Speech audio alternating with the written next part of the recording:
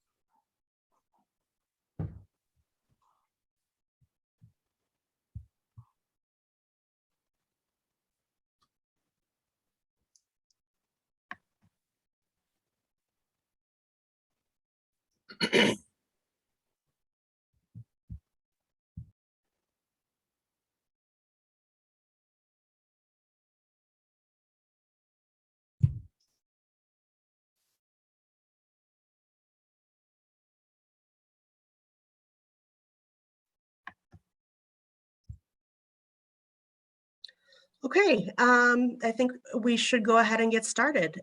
Thank you everyone so much for joining us tonight. My name is Laura Fouch and I do the adult programming at Messenger Public Library in North Aurora.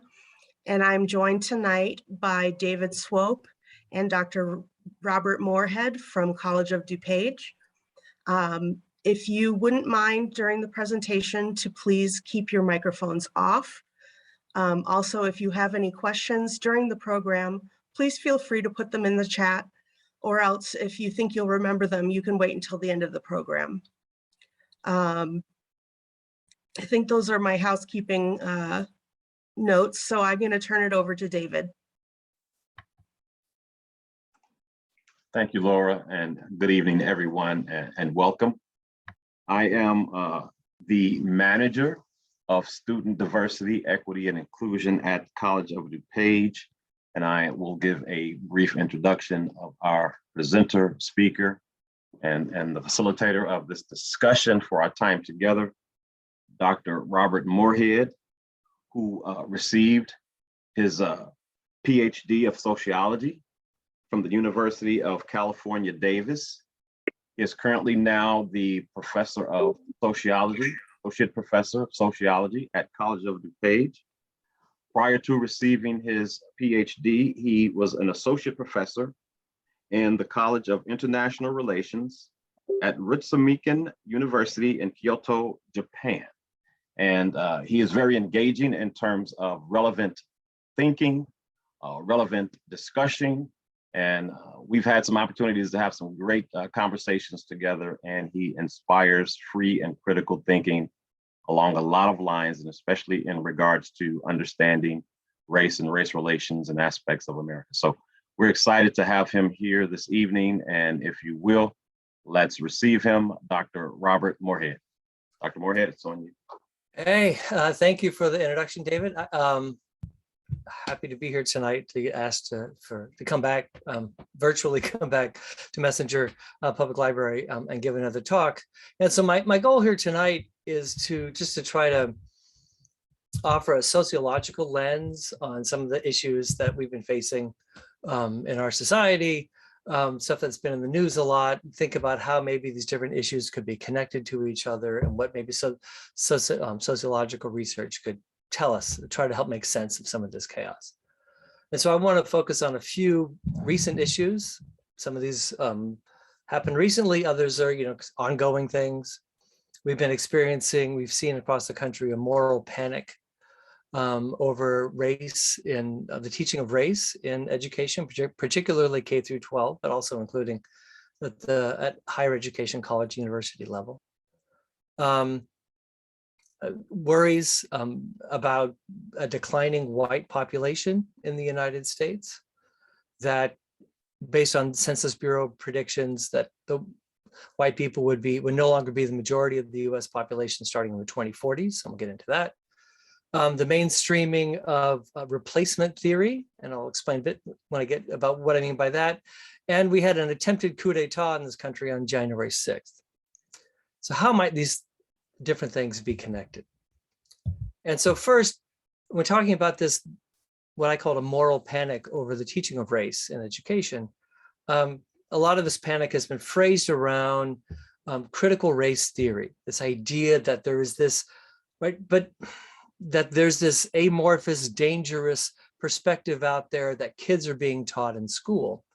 But where did this come from? Because it has absolutely nothing in the slightest to do with actual critical race theory. The critical race theory is a legal perspective on the role of race in the law that's taught in law school. And last time I checked, there aren't too many kindergartners in law school. So how is this everyone all of a sudden across the country is talking about critical race theory?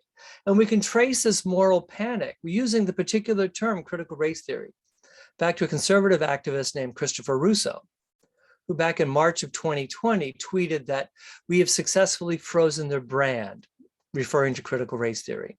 We've frozen it into the public conversation and are steadily driving up negative perceptions. We will eventually turn it toxic as we put all of the various cultural insanities under that brand category. The goal is to have the public read something crazy in the newspaper and think critical race theory. We've decodified the term and we'll recodify it to annex the entire range of cultural constructions that are unpopular with Americans. So you have this term that people hadn't heard of, illegal, unless they're studying the law, the role of critiques of legal changes in the civil rights movement, that questioning the extent to which those legal changes actually met the needs of African Americans in facing systemic problems in the United States. And how many people are up on the literature of Derek Bell or any of these other scholars? And it says, so it's this, but it's a set of words. So well, all right, it's about race. It's a theory. What does it mean by this theory? I don't know this theory. And it's got the word critical in it. And that sounds kind of scary. And so we can, given it's this empty term in the minds of most people across the country. And I don't mean that critically, like people don't know what's going on, but most people didn't go to law school or graduate school in sociology or some other field. And so we can redefine this. We can create a new meaning for this term, right? The words are out there for the taking. And we can take those words, redefine them, and attach them to anything and everything that we say is being taught about race in schools. Someone even cleverly came up with a critical race theory costume for Halloween. I got that off Twitter yesterday. Someone's dressed as CRT. Ooh, scary. And so this is, because as part of this movement, we've seen organized protests about race in education at school board meetings all across the country. And it's an amazing coincidence that these protests started happening at the exact same time, raising the same concerns, using the same language, holding up the same signs, many of them professionally printed. They're writing the same things in their letters. They're saying the same things in their speeches, all at the same time, including many presentations made by people who they're concerned about the teaching of race in children's education, but those people don't have children who are currently receiving that education. So how do they know what people are being taught in the classrooms? What is the content of the lessons? They haven't watched what teachers are teaching. They're not familiar with the lessons and the assignments that teachers are giving out. But we're seeing this simultaneous blossoming of these protests all across the country. And we've also simultaneously seen legislatures across the country offering nearly identical bills about the teaching of race and racism in K-12 education. And in some states, these bills have also addressed higher education. These bills have banned things like teaching divisive topics, implicit bias, teaching the research on implicit bias, or even just teaching the concept about how human brains work. And any lesson that might make a child uncomfortable based upon their race or their sex. So we see nearly identical bills being introduced simultaneously across the country.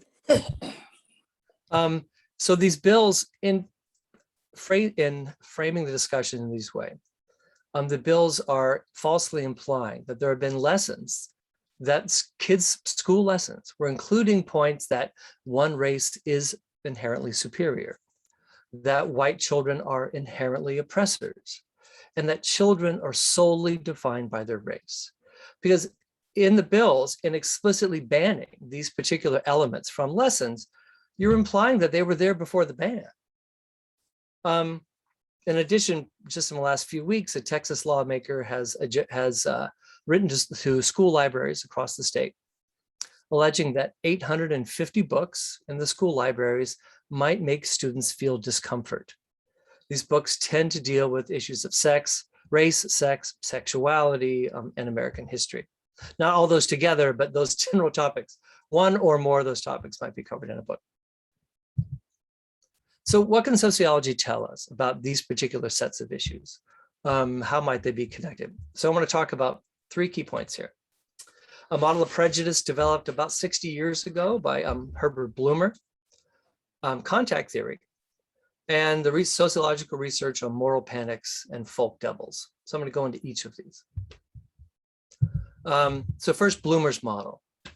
So roughly about 60 years ago, Herbert Blumer was, a lot of the research on prejudice focused on the idea that prejudice comes from people having wrong information. People just simply have wrong information about things. And if we replace that wrong information with the right information, then the prejudice would go away. And Blumer's challenging that school of thought, a lot of the work of Gordon Allport and other psychologists. And Blumer says that prejudice by the dominant group is a result of a felt threat to the group's status.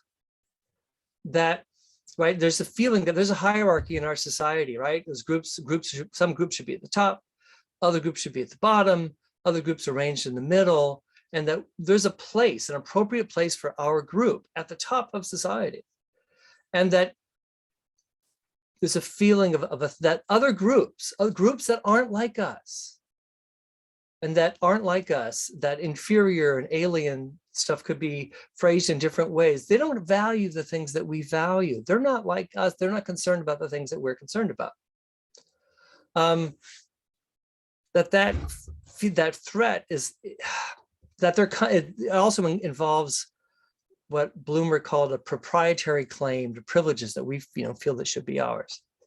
That kind of like, think of it, talk about different examples in American history. Think of the racial integration of efforts to integrate white neighborhoods and white cities across the United States. It's like, they're moving into our neighborhood. This is our neighborhood. We worked hard for this.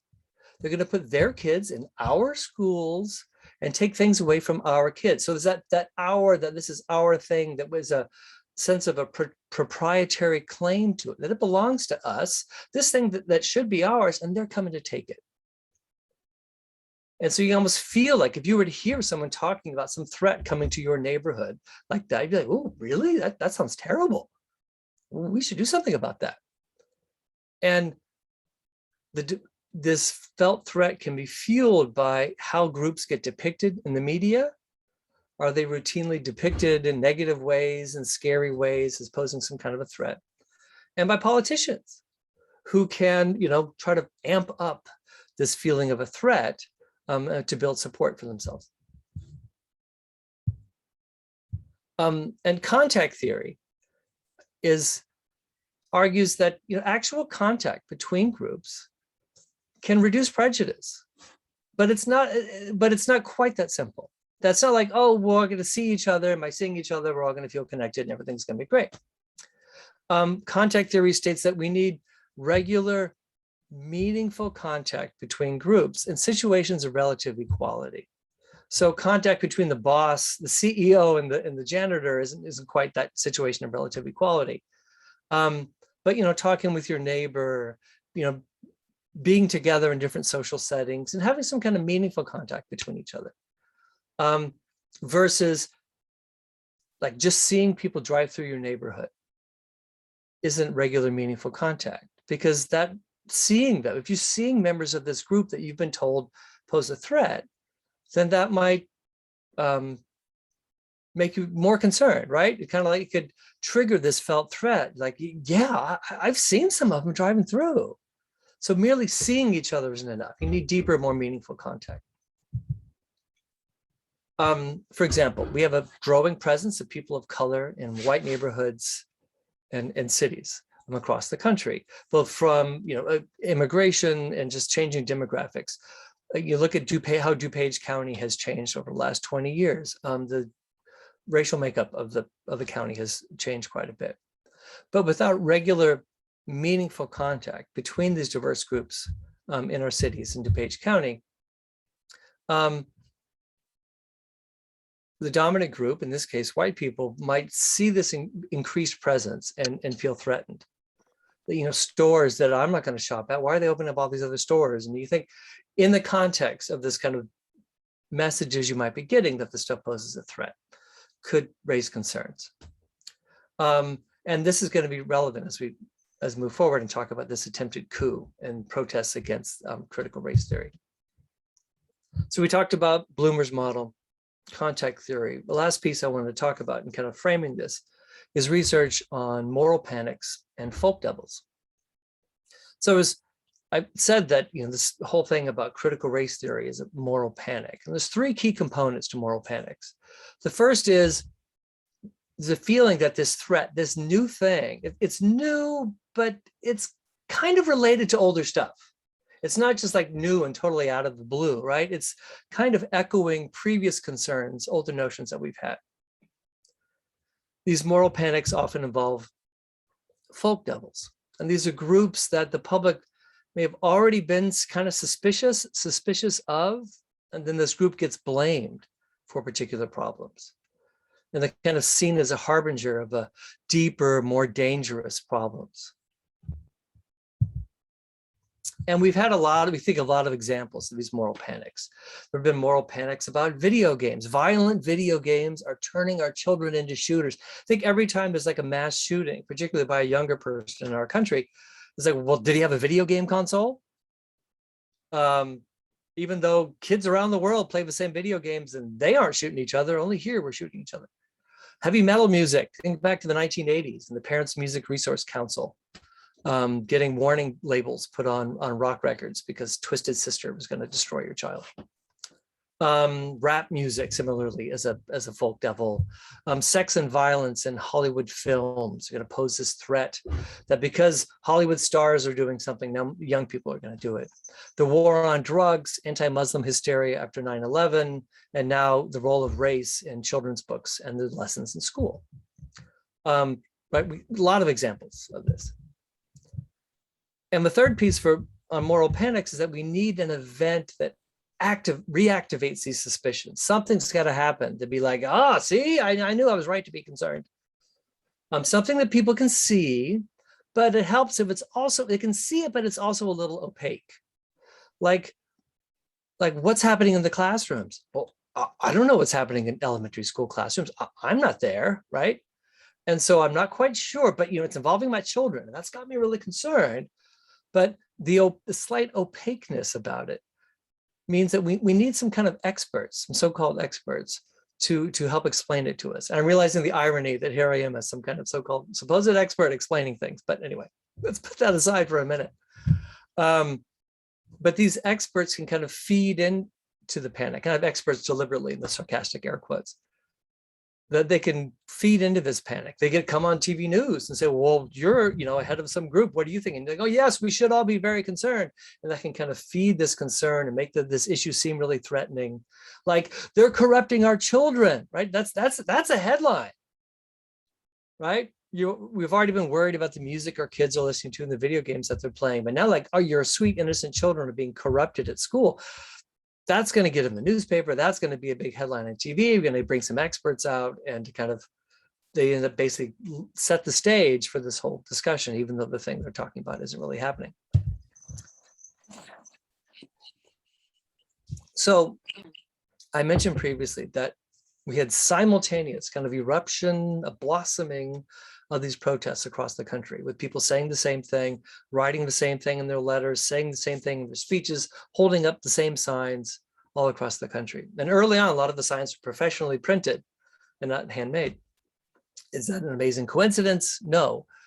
This is not a grassroots an organic grassroots movement, meaning it's not something that is emerging organically out of the soil in communities all across the country.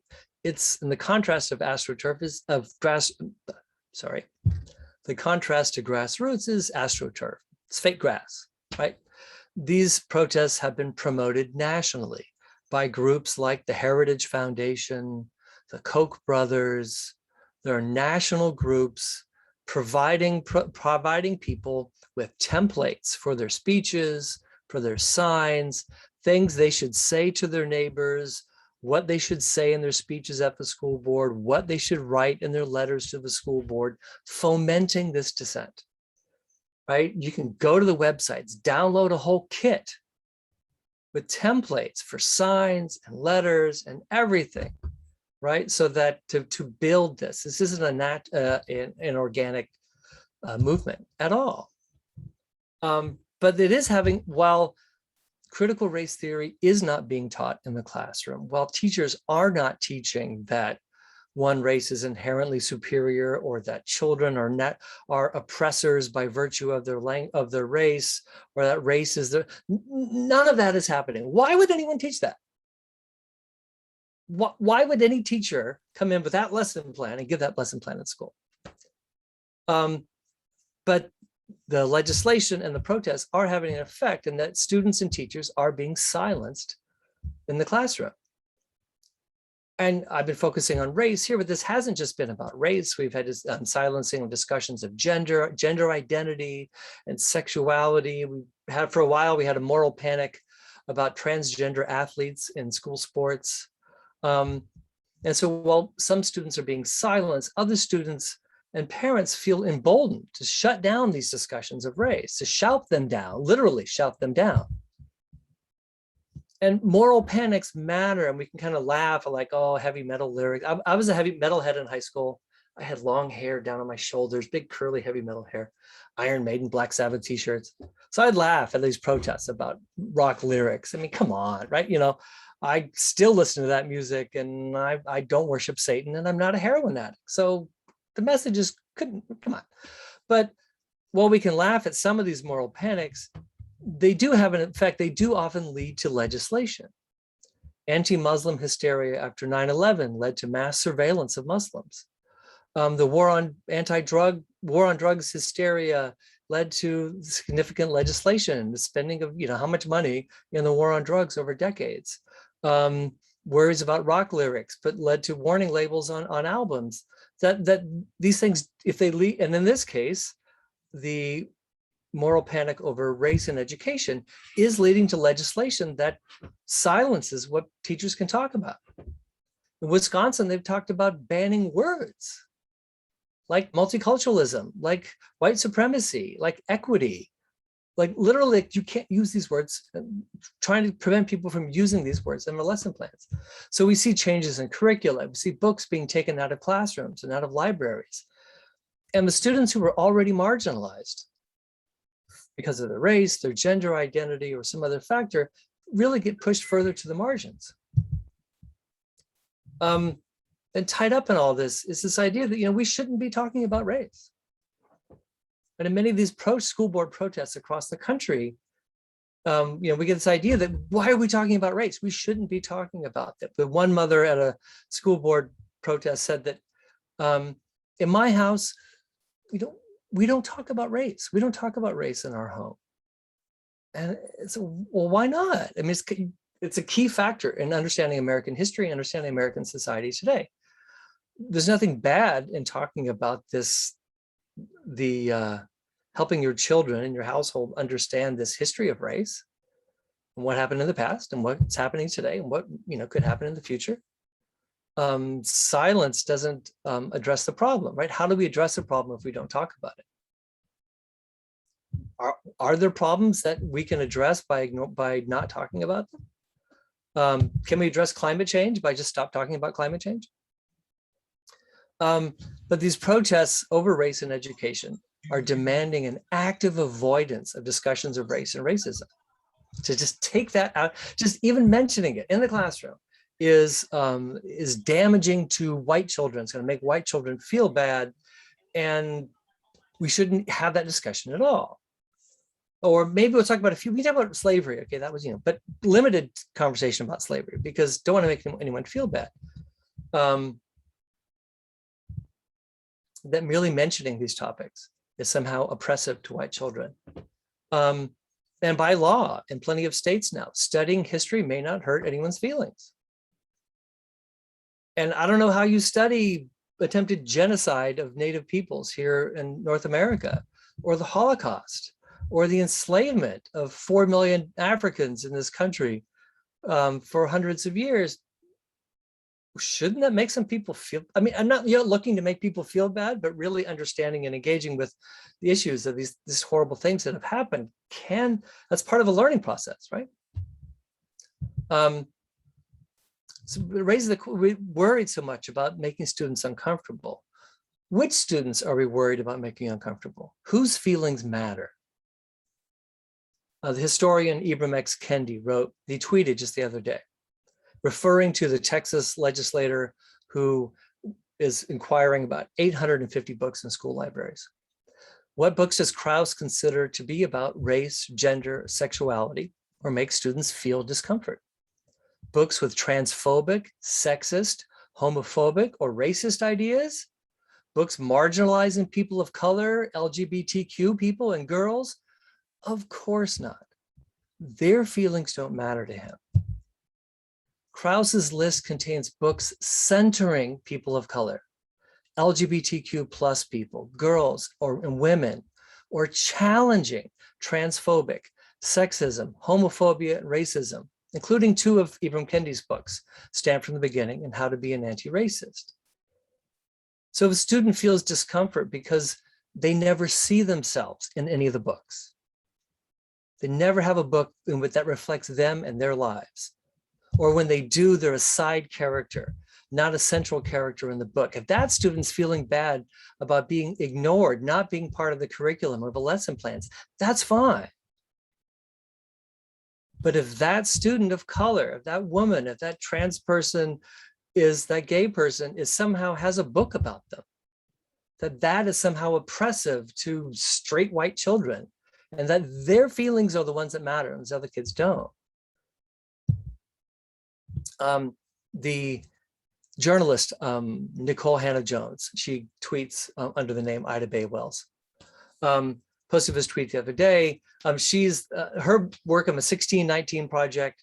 She was the lead journalist in the New York Times Magazine's 1619 Project, which has been attacked widely across the country. She's now a professor at Howard University, writing about, and her work, the 1619 Project, has been banned from school curricula across the country because her work, the real question that the 1619 Project asks is reframing of American history.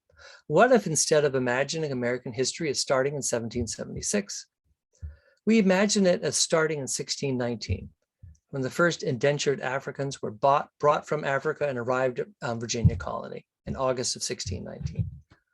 And starting off this, the creation of a legal category of white and the invention of white people and this division in American society. What if we pick that as our starting point? How might that change the framing of American history? And so that set off this firestorm. So Nicole Hannah-Jones is tweeting in response to, this is a tweet by Christopher Rufo, the man who redefined critical race theory, not as referring to what it actually is, but instead referring to the scary monster that he created. He's quoting a mom in Loudoun County, with the wealthiest county in Virginia, who's saying, my 6-year-old soberly came to me and asked if she was born evil because she was a white person. Something she learned in a history lesson at school, according to the mom. And Nicole Hannah-Jones replying that the teaching staff in Loudoun County is 87% white. This is an almost exclusively white county, almost exclusively white teachers in the wealthiest county in the state. And we're somehow to believe that all these white teachers are teaching white children that they are evil for being born white. We piece apart the logic here. It just falls apart. It just isn't happening. Where's the lesson plan? Where's the parent bringing some worksheet to the school board meeting saying, look, see right here, my child is being taught that they're an oppressor and they're evil. I haven't seen that lesson plan yet. We think about the consequences on some of the children in the class. The children who are already a minority in the classroom, a minority nationwide in our society, and really trying to, find themselves included in the school lesson plans. And Beverly Daniel Tatum, the psychologist who does a lot of research on race, she wrote in her book, Why Are All the Black Kids Standing Together? I'm sorry, Why Are All the Black Kids Sitting Together in the Cafeteria? It's a great book. She writes, one of the consequences of racism in our society is that those who oppose racism are often marginalized. And as a result, their stories are not widely known. So those on the outside challenging the system can feel isolated, they can feel marginalized. They don't see themselves in the lessons or in the books, right? Representation matters. When we get a few anti-racist titles on library shelves or in the classroom, we have people demanding those books be taken away. How dare you have a book about this? A book about a child who's Ruby Bridges, one of the first kid to desegregate an elementary school in New Orleans and during the Civil Rights Movement. And her story's been turned into a children's book. And you're like, oh, this is horrible. It's like, okay. Sorry, getting off topic here, but get me off on a rant. But the goal here is really to silence, to marginalize, to define the topic and the literature. It's as illegitimate. It's illegitimate, it's oppressive, it's un-American. How dare you talk about the histories of people of color? And we need to play beyond this immediate invention by Christopher Rufo and how this moral panic is similar to other moral panics. We need to also place this in a bigger historical context, right? The US has a very long history of violent white resistance to racial progress. White panic and white violence have a long history of going hand in hand in the United States. For example, we had centuries of genocide of Native peoples here, right in our country, 200 plus years of enslavements of Africans. In the 19th century, we had massacres and burning of Chinese enclaves and waves of anti-Asian violence. In the 19th century, we had coups. The attempted coup in January was not the first in American history. We have had successful overthrows of democratically elected governments in our nation's history. In Louisiana and North Carolina in the 19th century. We have a history of white riots, including the Tulsa Race Massacre and riots right here in Chicago in 1919. We had routine fire bombings of Black homes in white neighborhoods in Chicago in the first few decades of the 20th century. It was a routine thing. And we had white violence during the Civil Rights Movement. So there's that long history of white violence. And so we have this moral panic over race and education is tied to areas with declines in the white population relative to the population of people of color, right? The places where these protests are most strongly happening is where the white population is declining and the population of people of color is increasing. The US Census Bureau famously said a few decades back that they calculated that white people would become a minority in the United States in the 2040s, 2042, 2043. That happens to be a miscalculation based on how the Census Bureau categorizes mixed race people. If someone is indicating their racial ancestry is white and something else, the Census Bureau does not count that person as a white person. So that undercounts the number of white people in the country and produces. So it's a statistical miscalculation based upon particular criteria the Census Bureau uses in counting mixed race people. However, that calculation has spread like wildfire. In the white supremacist, white nationalist, I'm hesitant to use the word community in talking about white supremacists, among white supremacists and white nationalists. I'll drop the noun completely. And others who they're fearing this demographic change. Oh my God, we're going to be a minority. And so that's created this space for kind of promoting an imagined past. Right? We need to get back to saying, this isn't the country where I grew up in. Now, at the same time that the Census Bureau's prediction is based on a miscalculation, there has been demographic change in our society. We've had increased immigration since 1965. We changed our immigration laws to make it more open and more fair to people to come to the United States from around the world. And that has led to an influx of a diverse mix of people coming in from around the world to the United States. At the same time, the birth rate for white Americans has been declining. It's at its lowest ever. So we get a number of white people not increasing or not increasing as fast, and the number of other people coming in increasing. So there has been demographic change. However, white people are not going to stop being the majority for quite a while. But it creates a space, right, where you do see some of this change. And then you hear the statistic and you fear those others coming in and taking over. It's this space where that fear can fester and is ripe for being manipulated.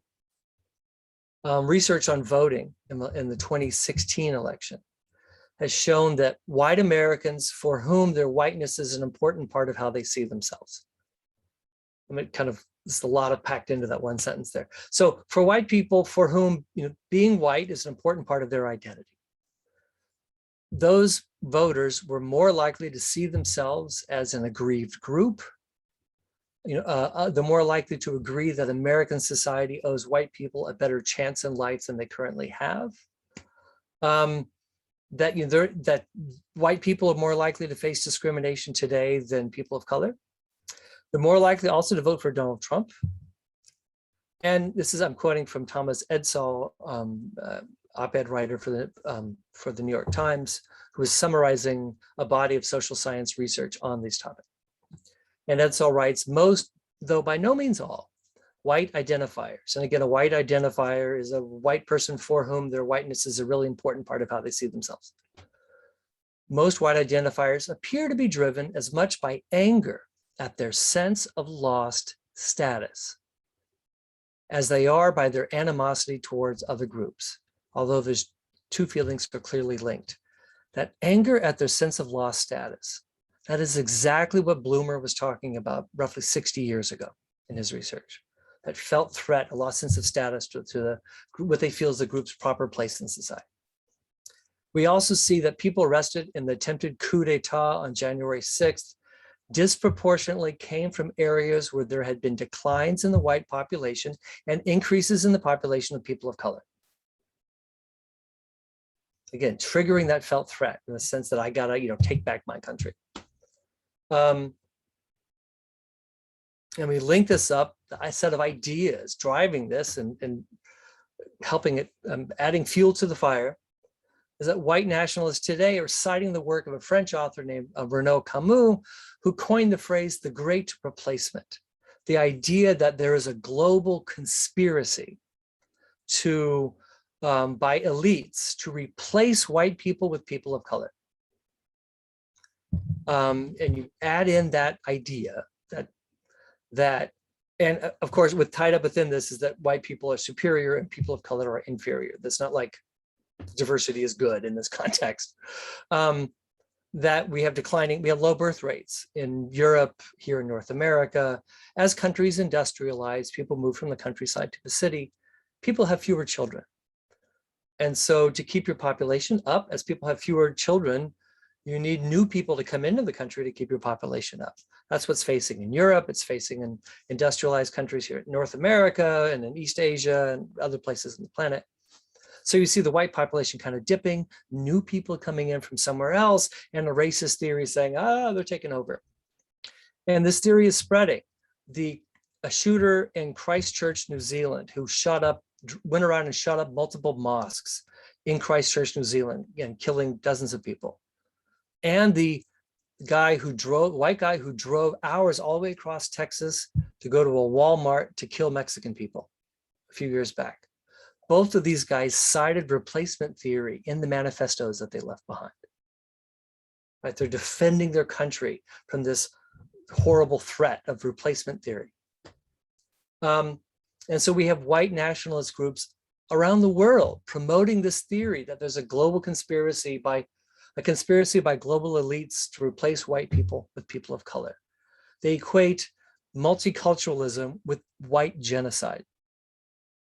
And as unhinged maybe as this theory might sound, in American politics, it has moved from the racist fringes to the mainstream, as we've seen Tucker Carlson on Fox News openly promoting replacement theory, arguing that Democrats in Congress in Washington are intentionally trying to open the borders to bring in people of color to replace white voters with voters of color whom they can more easily manipulate.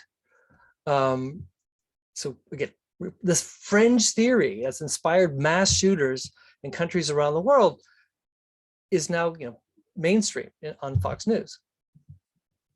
So we're seeing these pieces are coming together. Some of this, hopefully, I'm bringing them together in my talk, that these sets of ideas that I talked about at the beginning, right? That we have these protests about race, a declining white population, a sense of anxiety over a declining white population, that there's a theory which can explain this to me, and we can tie all this together to an attempted overthrow of our government, attempted overthrows of school boards, removing of race from school curricula, and school board members who in many places are volunteers, people who volunteer to get on the ballot and run for the school board and don't get paid for doing it.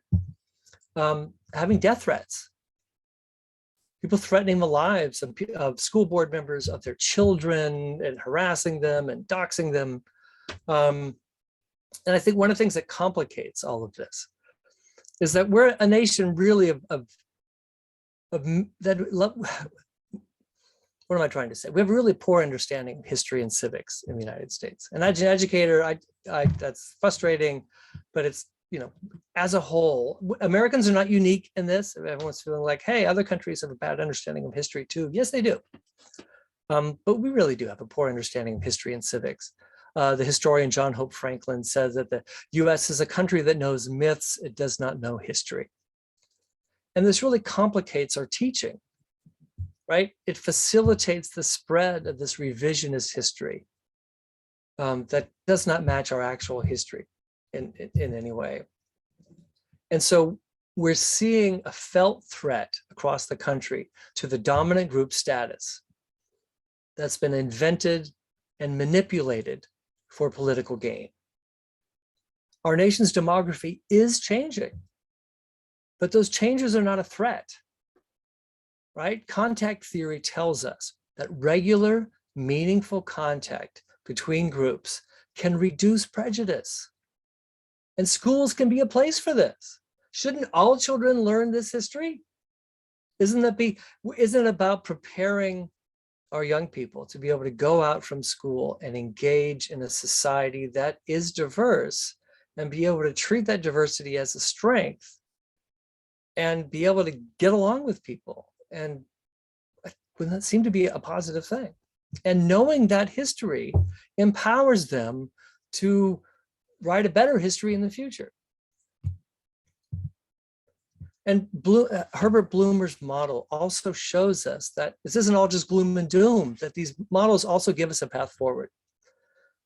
That Bloomer tells us that media messages matter, not just because it's an alliteration, but they're really important. That if instead of repeatedly portraying people of color as dangerous, that they can also be portrayed as they are, as valuable contributing members of our society, right? And those positive images can challenge these negative portrayals. And lastly, that those of us who support the inclusion of education on race and racism, sexuality, and other marginalized issues in our school curricula, that we have to become as vocal and as visible as those people who are feeding the moral panic.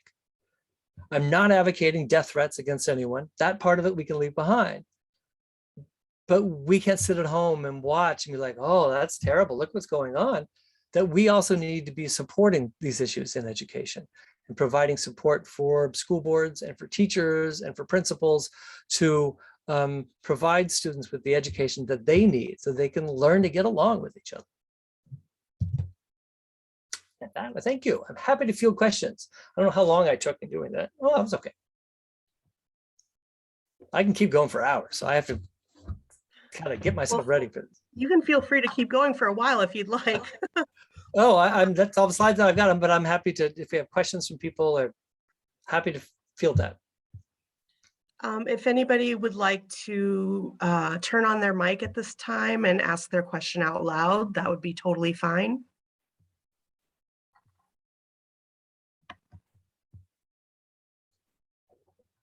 I have a question. Please. So what's the makeup of your students and how do they respond to this in your classes that you teach?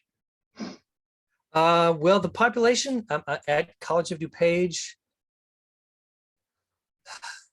overall, the population that's COD is about 50% white, with a substantial Hispanic population, also of Asians and Latinos. So we're about that. So the proportion of our student body that's been, I have the exact numbers ahead of me, in front of me here, but the proportion of our student population that's people of color has increased in recent decades. I'm in my 7th year at COD. So, but in prior decades, the proportion of students who were white was much larger than the 50% it is now. My students have been very receptive.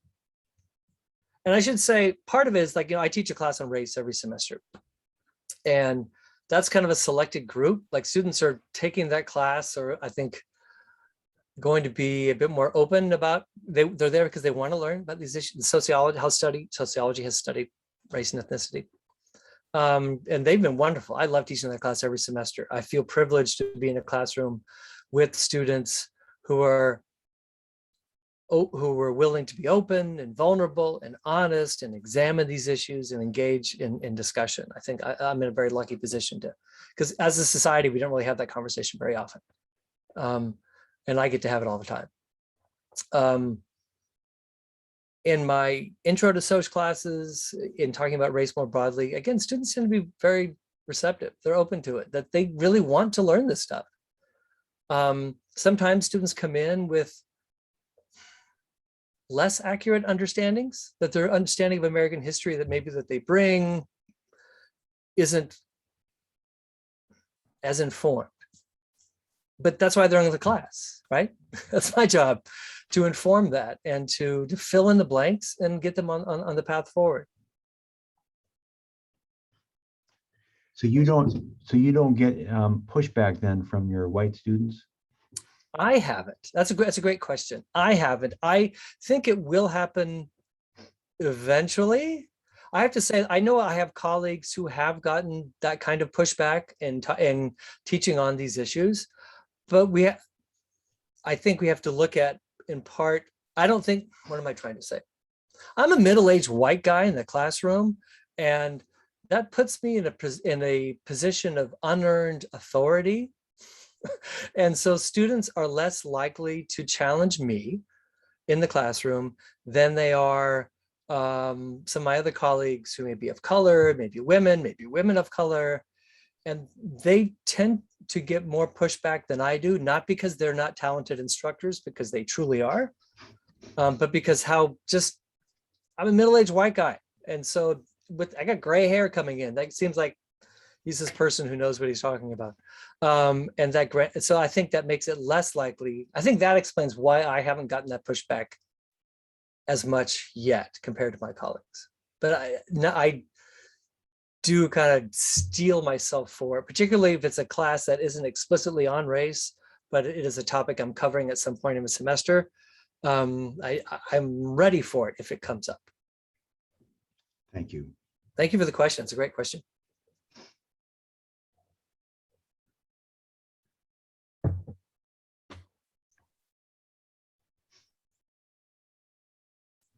Okay. Hi, I have a question. Okay. What do you think, or what does the research say are good ways to create meaningful close contact with everybody of different races? I think that's a great question. I think I'm coming at this from let me give maybe not a research-based example. Well, let me try to take the research and turn it into a personal example. Before moving to Illinois, I lived in Japan. I lived in Japan for a total of almost 9 years. I was teaching at a Japanese university before coming here. And while as a middle-aged white guy in the suburbs, I blend in pretty well. I did not blend in Japan. And sometimes people would kind of seek out interactions with foreigners, with non-Japanese people. Maybe they want an English lesson, or they just want to interact with someone who's different. But it's kind of like, as that person who's different and someone's approaching you, you kind of don't want it to be like, oh, you're just talking to me because I speak English, or because I'm an American, or for some other reason. And you feel kind of, what's the word? Like everything about you is reduced down to that one characteristic. Or it's some instrumentalist thing. It's like a tool. I'm a tool they can use to reach some other goal. So you want to avoid that. And not, come up to your new neighbor just because they're Black. Even if you feel, so I think finding other ways of other reasons for initiating the interaction. Your neighbors, something in the neighborhood, or some other thing that you have in common, a shared interest in a particular topic, a hobby, something like that, is a way of, I think, building a more genuine relationship. And it's otherwise, wow, it's really awkward. It's kind of awkward for everybody, I think, in those encounters. And if you're like me, kind of meeting new people in these different settings can be kind of awkward anyways. Well, I could talk up in front of a class. You get me out of that setting and I'm a much more introverted person. And so it's how do you find that kind of common thread? And I think especially so much of a lot of our recent conversations about these issues haven't been that productive, haven't been very constructive, or the criticisms of those conversations have dominated, have made us really self-conscious in how we do these things. Like, I don't mean to put words in your mouth and asking the question, because it's a really great question. I appreciate you asking it. But you don't want to seem like, oh, you're motivated by white guilt. And it's like, are we still talking about white guilt? Like, people just want to help to try to build a better society and build ties with each other. And whatever gets you in the room, gets you in that room. And once you're there, try to connect to each other as fellow human beings.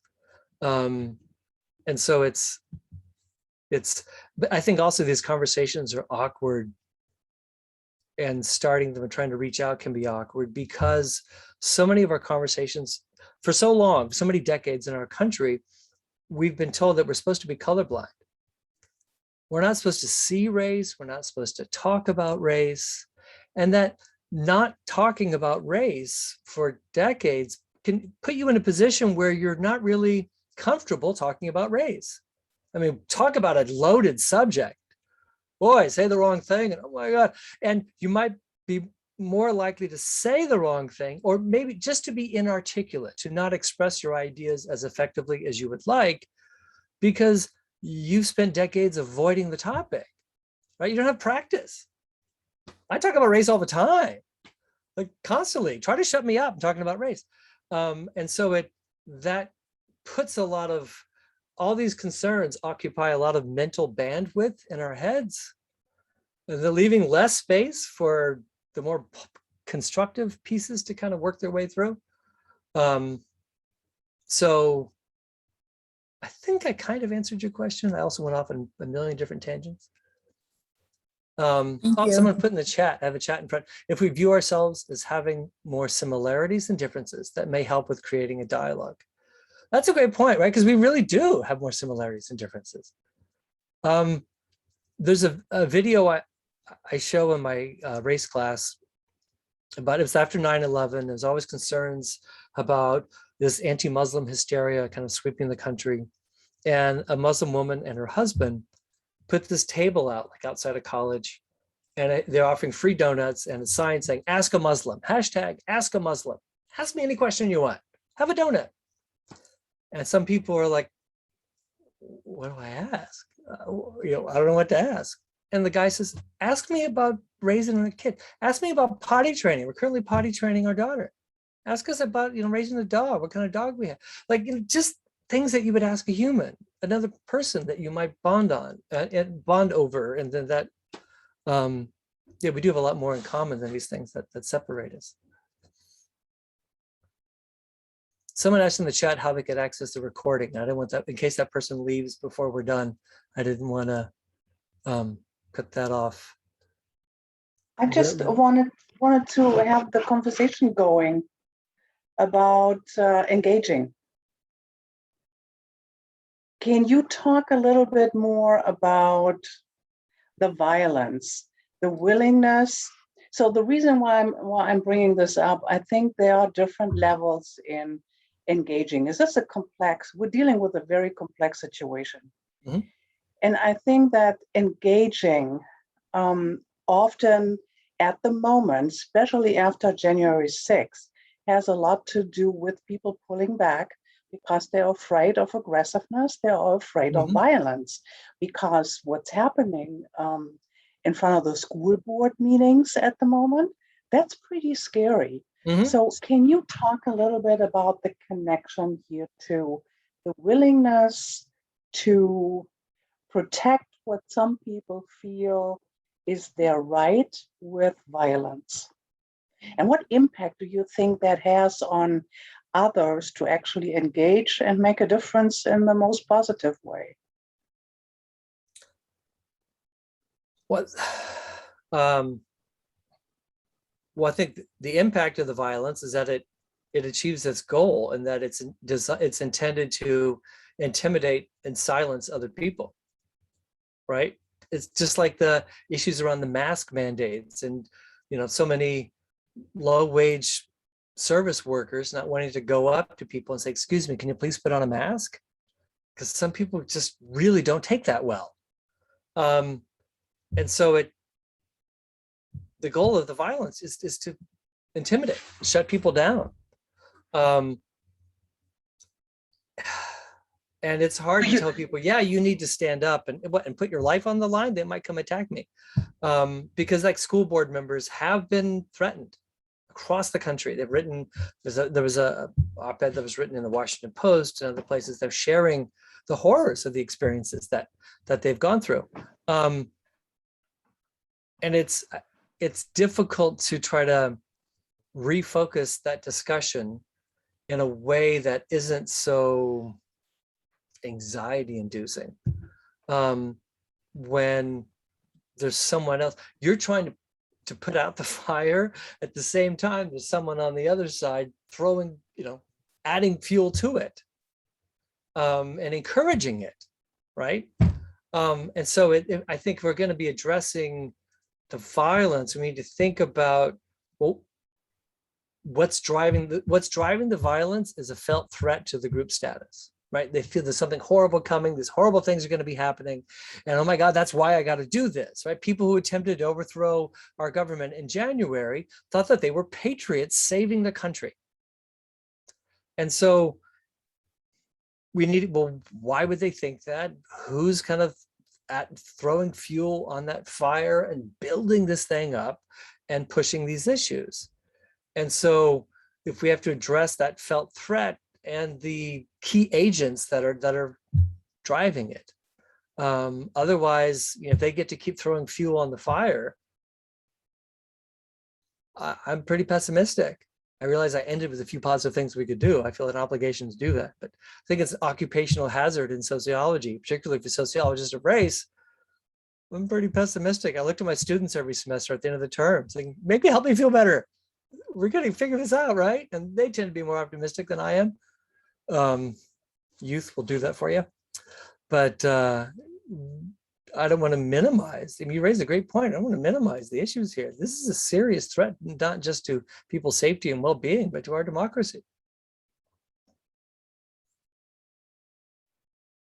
I have a question. Please. Hello, Dr. Richard. Moore- Hi, how are you, Dr. Moorehead? After the 2012 presidential election, Republicans launched a study to determine why they were doing so poorly among Hispanic voters. And I wonder, in light of the demographic trends that you cited, why conservatives have not done the same with voters of African-American background. Polls and after election polls show that the Black vote is over 90% in favor of Democrats in presidential elections. There doesn't seem to be any desire among conservatives to court that vote aggressively. And I would think the better way to do that would be to persuade them rather than to hammer them over the head, which is what their approach seems to be today. And I wonder why that is, especially in light of the fact that in 20 or 25 years, whites will be apparently in the minority. So it's inevitable that they're going to lose some power over the next 2 decades. So right. So after the 2012 election, when Mitt Romney lost to Barack Obama, like that study was done, and then we need to have a bigger tent and draw in more voters of color, particularly Hispanic voters, because the white population is declining in the country. But I'm trying to stop myself from starting a whole nother conversation about whether that's really happening. But and so they face sort of a choice. Do you become a more ethnically diverse political party to expand your voter base, or go further, go harder right and harder white? And Donald Trump chose that latter choice, to rally that base of white voters. While looking decades out, it's a declining base, just because it tends to be older and they're not going to live as long. I mean, eventually, right, won't be around, and you're not bringing in as many younger voters. And it's interesting, like, why didn't they go for more to try to bring in more Black voters? You look back to the 1970s, and some Black voters supporting Richard Nixon, James Brown, a famous Nixon supporter, right, supporting Black capitalism in the 1970s. And seeing that today, that's much less likely today. There are Black conservatives on TV, but it's almost like they're the only, if you're a Black conservative, you're on TV. How many of them are there who aren't, on Candace Owens and other people who are just sort of on TV all the time, never held an elective office, just kind of loud on TV. Those voices generating, what's the word I'm looking for? Loud isn't the right word. It's just really good at kind of talking on TV in a way that's going to keep keep TV viewers' attention going. I'm not finding the right word I'm looking for there, but again, actually the Hispanic vote is more. We tend to think of these kind of voting blocks: Hispanic vote, the Asian vote, the Black vote, but the Hispanic population is incredibly diverse, and so both ethnically within this larger pan-ethnic label of Hispanic. Cuban exiles are going to vote very differently than Mexican immigrants. And so they bring different politics with them to the United States, and some tend to be far more conservative, and others more liberal. And so it's a diverse group, and we're seeing Donald Trump proportion of the Hispanic vote in the last election was bigger than it was 4 years earlier. We're also seeing generational differences between that population. So to take an example of Asian voters, Vietnamese parents and grandparents were more likely to vote Republican because they saw Republicans as being more staunchly anti-communist. And whereas Vietnamese, the children or grandchildren are more likely to vote Democrat and hold more liberal political positions. And so within families, we also see generational differences in how they vote.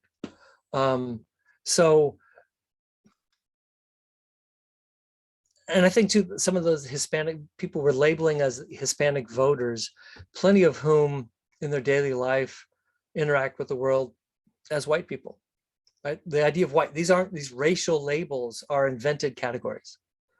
And we've repeatedly expanded the boundaries of who fits within this white label throughout American history.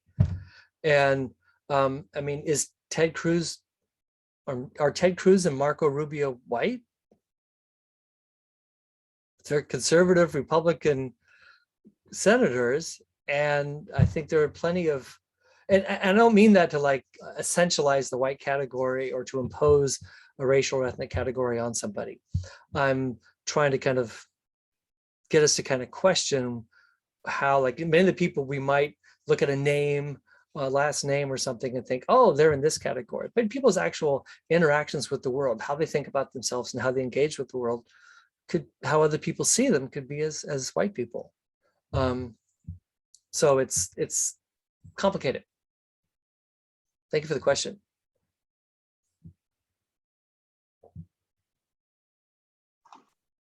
Next question, please. What you got? Dr. Moorehead, I have a Yes.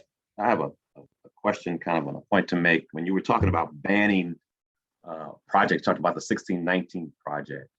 And I think about 1619, in parallel to the fact that as we come up as young people in America, as we come up through educational systems, we may hear of the Nina, the Pinta, and the Santa Maria. But if at all, we have never heard of the White Lion. So we don't hear about things such as Black Wall Street in our history books, to that extent. We don't hear about things such as the Red Summer that happened right here in Chicago in 1919. And so I guess my question or my point is, do you ever think there will be a time where holistic history is actually taught so that we can engage, in those books that are printed out for those of us who are learning at the age of 5 and 6 and then on up into junior high and then in high school? Yeah. Well, by the time we get to college, we have a really better understanding of the holistic history of America, not necessarily to be divisive, but to be more aware and better critical thinkers. Do you think that that will come about as a curriculum advancement in education?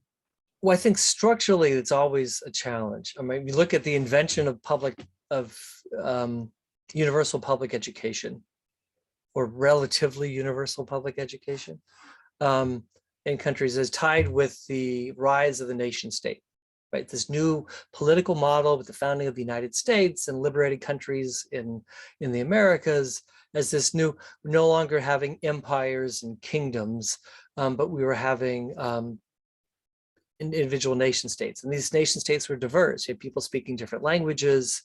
And so you had, and they didn't necessarily see themselves as united under one political identity.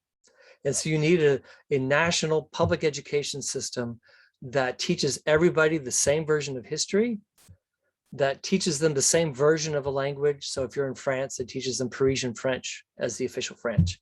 You're in Japan, it teaches you Tokyo Japanese as the official Japanese.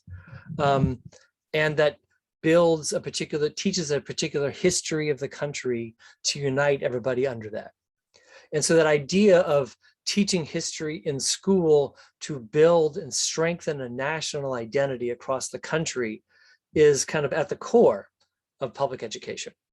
And so there's always a tension of what do you include in that? And what do you leave out? I had students in Japan who had to learn 20th century Japanese history from me at the university level. And I'd ask them, why do you got to learn this from me? You've been in this country your entire life. Why wasn't this in your school curriculum? How do you not know these things? And so, because Japanese history tended to present, history in a lot of countries, it focuses more on the kind of the positive things, and it'll leave out some of the really negative stuff. Because if everybody learned that negative stuff, they might be less patriotic, is the thinking. In Oklahoma a few years ago, there was a debate over banning AP US history classes in public high schools, because they thought the curriculum of AP US history classes was teaching too many negative things that young people didn't need to know. And if they knew it, it would make them less patriotic. And so that's at the very core of what you're talking about, right? But at the same time, there are great books out there written for children that can teach this history. And I think if the history that children were learning, that was this broader, more accurate history, it would be far more engaging for students. They don't want to learn fantasy. They don't want to learn myths. They want to learn like the real history. If you actually taught it, it's far more engaging. And I don't know if you've noticed, but children, particularly teenagers, have really sophisticated bullshit detectors. To pardon my language, but they know, like you're teaching them some version of American history, of American society, and they're like, this isn't what happened. And you lose them. You lose their engagement in the class because you're just teaching them this kind of mythology and not the real history. And you don't want to lose them because once you lose them, it's so hard to get them back. And so like Ibram Kendi's book, Stamped from the Beginning, which is a 700-page, thick thing, has like another version for like for high school students, a young adult version of the book. The book's totally been rewritten, but in a way that's teaching the history for young adults. And it is wonderful. And if young people were to read that, they would be so much more engaged, I think, than, and I never had any books like that when I was in high school, and I would have loved to have had a book like that. I wait till I got to college to learn these things. And so there's a tension you're fighting against because some people are going to think, oh, we don't want to make the history too negative. But there's also a countervailing force that it needs to be broader, more accurate. We need to be preparing students to engage in a society that is diverse, and to engage in a global economy, which means engaging with people from all around the planet. And so if it's just dollars and cents you're concerned about, then, how do we prepare students to go out and engage with the world and have that broader understanding? That's in our economic interest, it's in our national political interest. And a lot of these books they're trying to ban are really wonderful. I think if children, these great books exist is encouraging for me because it shows that there is material so we can be providing children that is age appropriate, that fits in with their classroom curricula, and that can be, casting a broader net and including more people in the classroom discussion and strengthening those ties in our society. Thank you. Thank you. Any more questions? Lots of questions last time. We've got plenty of time.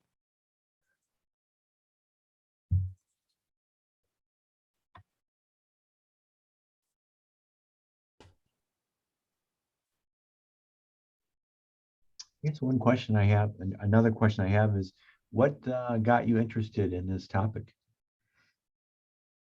Good question. I think it was really like I took sociology in high school and it bored me. It was a terrible class. It was just stick to the textbook, not engaging. I took it at the university level and was just kind of, oh my God, this is sociology. Now I have a major. And it was really the classes on race where I found, I just felt like it was this whole other incredible history in the United States and sets of political ideas and social ideas and sociological work and other work that I never learned about. And I felt like when I finished undergraduate studies, there's still like, oh my God, how did I never know about this? Why didn't they ever teach us about these things? And I could read all these people's books and learn about this history and read all the work about the Black Panther Party in Oakland, because I'm from the Oakland, I grew up near Oakland in the San Francisco Bay Area. And like, oh my God, this happened like just 20 minutes from here. And all the books about the history and the memoirs that people wrote it and all these things. And it kind of, I don't know, I just found it was a really powerful lens in trying to understand the world around me that I could use in trying to understand immigration issues in Japan and other issues of national identity and ethnic conflict and racial conflict around the world. So I don't know, it just piqued. I felt like it was every time you're getting something new, you're like, it's just like it's a grain of sand on the beach. There's so much more out there that to learn and to understand and appreciate. Yeah. This is maybe a little different historic event, but I think it's related. Are you aware of the apparently 1 week, Johnny Carson took off for 1 week, and I forgot his name. The Jamaican singer and oh, what am I thinking of? He took over the Johnny Carson show for the entire week, and he had his own guests. And I'm wondering if you're aware of that event. Harry Belafonte, somebody spit Yeah, in there. yes, Harry yes, Belafonte. yes. And maybe for some people in our audience, Johnny Carson hosted the Tonight Show decades back. I remember I was in grad school when Johnny Carson died, and I was working with some undergraduates, and I came on the TV that Johnny Carson had died, and they were like, "Who's Johnny Carson?" Like, "Oh my God, I'm old." And now young people today are like, "There was somebody before Jimmy Fallon." So like I don't recall when Harry Belafonte took over, was hosting the Tonight Show, but I feel like that was an era. There was a fascinating era of TV talk shows at that time, where John Lennon and Yoko Ono took over the Mike Douglas show for a while, right? They were hosting the Mike Douglas show in the mid 70s. And so, and having guests, this array, whether it's James Baldwin or somebody from the Black Panther Party or Angela Davis or somebody on, that there was this broader discussion. I probably have the particular guests inaccurate in those examples I gave, but the example, what I'm trying to say is that there was this broad array kind of political thought and social thought that was part of these really mainstream shows, that wasn't like some fringe show that's like now we don't all watch the same shows, is the thing that it's hard to place. I think of, even like when I'm teaching, there's like some big new show on Netflix, and I'll think, oh, here's an example I can give students, and they'll all know what I'm talking about. And I give the example, and half of them look at me like, I don't know, Orange is the New what? I don't know what you're talking about. I'm like, oh my God, how do you know? Because everyone's Netflix feed is different. It depends, what comes up on your screen depends upon what other things you've watched before. And so across my class, even if everybody's watching Netflix, they're watching very different things. And it's hard for us to have that shared thing where like, oh, everyone watched, when I was in elementary school, everyone watched Roots when it was on ABC. And now everyone doesn't watch anything. Like, we don't watch the same thing. Although someone did share a link for when Harry Belafonte was on there. 1968. So that was an era of amazing inclusion of a broad array of political thought, that when we try to get that broad array of political thought on TV today, it tends to be on cable news shows, and it's often people just yelling at each other, or it's only watched by people who agree with them and not by people who disagree because they watch a different channel. That, I don't know if polarization is the right word, but the splitting up is a word that's not coming to me, but this is kind of just dividing up that audience into smaller and smaller little specialized blocks. And people watch stuff within that little bubble and not stuff that other people are watching. What made me think of it was the whole notion of contact theory. And I wonder if, unconsciously, if Johnny Carson, that was kind of his way of saying, hey, these people aren't so bad. I'm going to give them a whole week. And yeah, that's also, he was so mainstream, That's a great example. It kind of makes me think of when Nat King Cole had a TV show for like one season, right? And he might be singing a song with a white woman, and so that people felt that was a threat. You got to get this guy off TV. We can't have that show on.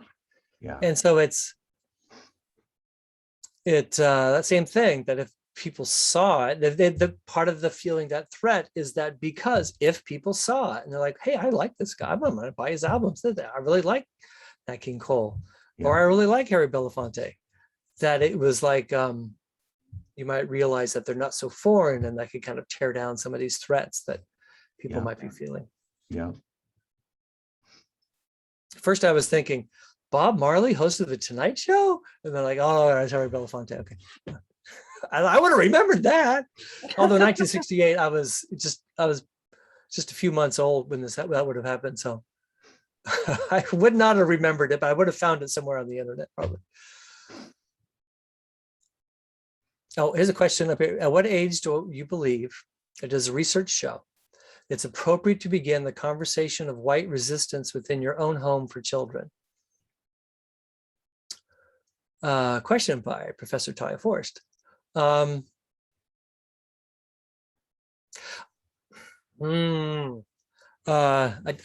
some of this, I would defer to my wife, the kindergarten teacher, because in her lesson, she would integrate things about race and in her classes that people think kids are too young to learn this. But you present some of it in a way that's clear and makes the issues easily understandable to kids in a way that's appropriate for them, that they can figure it out, right? White resistance. You're saying not just about conversations about race or racism, but white resistance within your home for children. I guess I don't have a particular age that I can necessarily, because that's a bit outside my area of expertise, but I would think about when my own kids were young, having conversations with your kids, not necessarily using the term white resistance, but because the kids will see parents protesting outside the school. They'll see parents protesting outside a school board meeting or something, right? And they're like, what's going on? And so have a conversation with those kids. Why do you think they're scared? What do you think they're scared of? And then having that conversation with them about how kids aren't different from each other, that kids have so much in common with each other, that your friend so-and-so from your class isn't that different from you, and getting the kid to understand that what the kids have in common with each other, that there isn't that rate, that but the kids aren't that different from each other. And then the kid can see, oh, so these people don't understand that. Oh, okay. You know, that in a way that isn't about, well, Timmy, let me tell you, they feel that white people are going to be replaced by a cabal of global elites. You know, obviously you're not feeding into that, but it simplifying it, because kids, what matters to kids is things like not so much another kid's race, but like, is the kid good at soccer? Should I pick that kid to be on my team at soccer at lunch? Or what things they like? Or what do we have some other shared interests? If my kids were young, what Pokemon cards do they have? Do they have Yu-Gi-Oh cards? That was an interest that crossed racial and ethnic lines. And so they can understand that they have these things in common with each other, and that these other concerns, that there's something else about them that's really different. Once you reinforce the commonality, the kids can understand that those other things aren't real. Melanin, skin color is just about melanin. How much, like my wife would do a lesson with preschoolers about putting dye and ink in water and saying, well, how melanin is just like ink in your skin. And some people have more and some people have less, and that's why your skin looks different. And the kids look at like, oh, that's it? Yeah, that's it. Oh, well, that's stupid. Like, why do people care about that? Like, kids immediately understand. Kids are little geniuses. We should like first clarify. Kids are little Einsteins, they're little geniuses, have amazing brains. And they can quickly understand the illogic of thinking that this little difference in your skin tone is somehow a marker of something else about the person. My wife would talk about one of the kids in her class, when someone would say, well, yeah, but they think how much melanin's in your skin shows how smart you are. And the kid looks at her and says, that's the dumbest thing I've ever heard in my life. And you're like, yeah, it kind of is. You're a really smart kid. And so kids see, someone says, little kids see color. Kids see how kids look like their parents. Kids can see that some kids have darker skin, kids have different hair texture, kids look different from each other. And you teach them what's that difference means. Well, it's just melanin and skin color, for example, and it means nothing else. And like, oh, you're giving them the tool. If you don't give the kids the tools to understand what they're seeing and give them an explanation for this, then the kids fill in those gaps in their understanding with information from somewhere else. And so you don't teach them the right lessons, they learn the wrong lessons. I do have the book here. Related to this, an excellent book, highly recommend. I use my race class every term. If I can get it without it being hidden out by the background. Why Are All the Black Kids Sitting Together in the Cafeteria by Beverly Daniel Tatum. Don't be scared off by how thick it is. Her writing style is amazing. It's a very quick read. You're like, wow, I read a lot today. And you can pat yourself in the back for getting a lot of reading done. But Tatum's a psychologist. I quoted her in my talk. And her book looks at it's a developmental, like the building of racial identity from a perspective, like when kids are real little and what they see about race and how they understand things, and then building from like real little up through elementary school and adolescence and high school, and then as adults, both for kids of color and for white kids. I'm going to put the title in the book.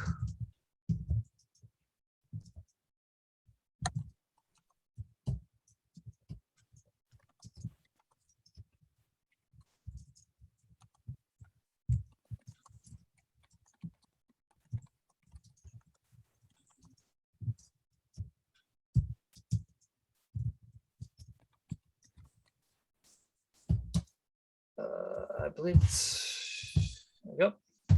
And so this is like the second edition, came out in 2017, just a few years ago.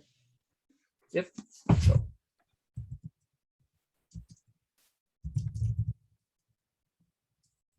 Highly recommend the book. It's very accessible, it's very engaging, and covers just so much. And I think it is a helpful way in thinking about how do you have this conversation with your kids, how do you have the and how do you as kids, they enter adolescence and they come to be much more aware of a group identity and the negative stereotypes of their group, and how do you kind of prepare kids of color to face that, and shucks with the role of racial peer groups, those Black kids sitting together in the cafeteria.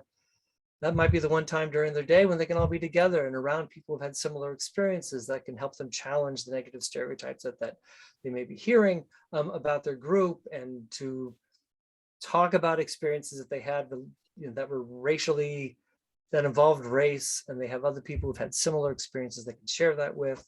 Talk about issues for white students and for white adults, white kids and white adults, and building a racial identity. It's a fantastic book, and yeah. So seeing the book on the coffee table might spark a conversation with your kids. Yeah, the book I came in the mail for me today was A Field Guide to White Supremacy. That'll spark some conversation. Your kid's got to be older to see that title on the coffee table. But yeah, I think this shouldn't be a taboo topic. It's a topic, I mean, you can't understand American history without understanding the role that race has played in that. It just doesn't make sense. It's like trying to understand 20th century German history, but ignoring the Nazi part. It just doesn't make sense. And so we need to have this conversation. It continues to impact, it's not just about history, it's about how it's impacting people's lives today. How do we help children grow up to be adults who are prepared to deal with issues like the fact that there's a 30-year life expectancy gap between the neighborhood in Chicago with the longest life expectancy, Streeterville, and the neighborhood with the shortest life expectancy, I think it's North Lawndale. A 30-year gap within the same city and how long you're expected to live. How do we deal with that? Well, first, we got to understand how we got there, right? And then we can understand how to get forward. And so that we can be preparing people to engage with these things. And right, we're a democracy. We're supposed to be able to help people make informed decisions in the ballot box and engage in government. And that requires knowing things and having the tools to work with. But I think it gets talk about race, or I'll have that conversation. Although I do sometimes get strange looks. I got to remember that I'm not always in the classroom with these comments about race. And so what things I say around what crowd, not that I'm saying bad things. Let's be clear. My God, what is he saying? I'm not like, no racist things.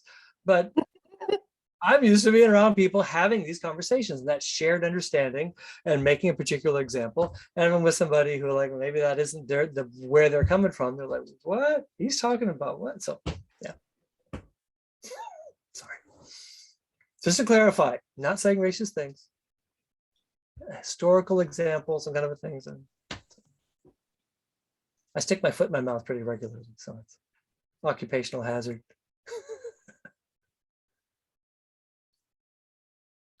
Do we have any more questions?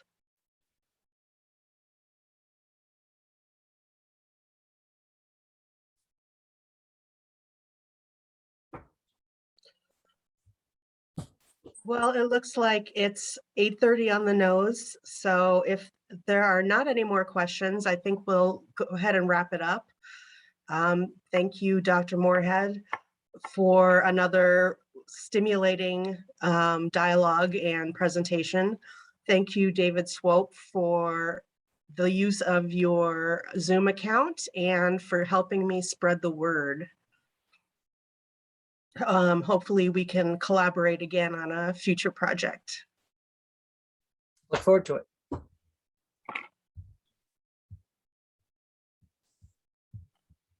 All right, everybody have a great night. Thank you for coming.